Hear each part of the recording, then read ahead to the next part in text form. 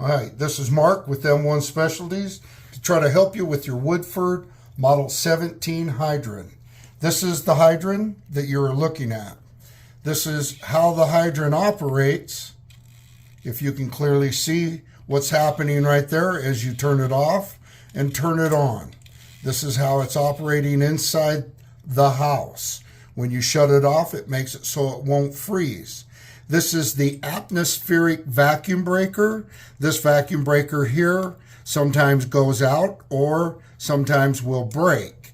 And that's either due to the results of you leaving the hose on, or the pressure is too high, or if you have a hose spray that you shut off. This is not made to be under continuous pressure. The other thing about these is sometimes the screws are hard to get out. But if you really look at it closely and tap on it with a screwdriver, you can get that to break loose. Once it's broke loose, you can clearly see the handle is moving easily. Then you will remove this. The whole thing you're trying to do is get the stem out. Sometimes on these rubber pieces on these are hard to get the stem to come free. Once it's out, and you get that stem removed, now what you want to do is go back to the main line, open it up, flushing this thoroughly so that water is coming out real good. Then what you're going to want to do is replace the packing and the washer on the end of this. Those can be purchased at M1 Specialties. We keep these on hand because they are real common. Sometimes when guys are putting this back in, they will remove this check valve. That's totally up to you if you do it, but you will find later when you put these in, sometimes they'll get stiff over time, making it hard, really hard to get out.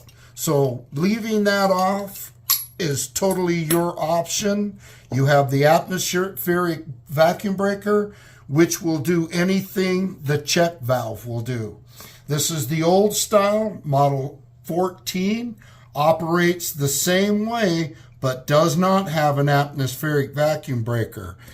When you buy the new stem, now you will need to keep that check valve in there because you don't have an atmospheric vacuum breaker, and that is a check valve. So if you're spraying chemicals and the main line happens to break... You gotta remove it though, because it's pinholes in the pipe.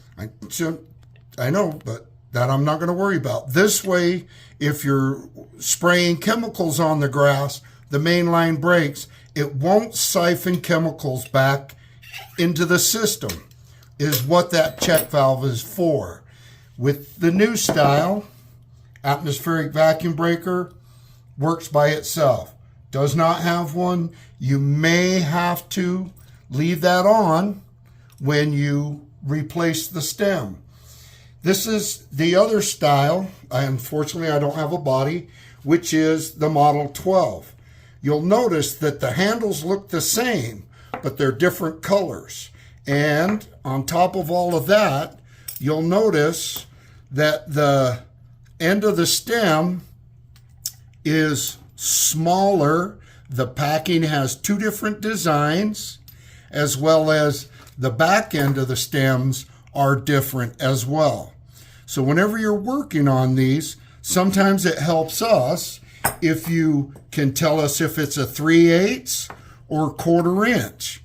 Sometimes on the old 14 series, they used an aluminum handle. So that can be really confusing. But on the plate, if you take a good picture of this, sometimes they are marked, whether they are the 12 or the 14 or the 17 series. That way you don't get confused with these hydrants. Now there's another problem that goes on with these hydrants that people are not aware of. They have a lot of problems and don't know what to do. So you have an old style and, oh, look what happened. The end of the stem came off and is now inside of the body of the faucet. What you can do is buy a new stem, turn it around, of course, without that, reaching in and getting a good grab.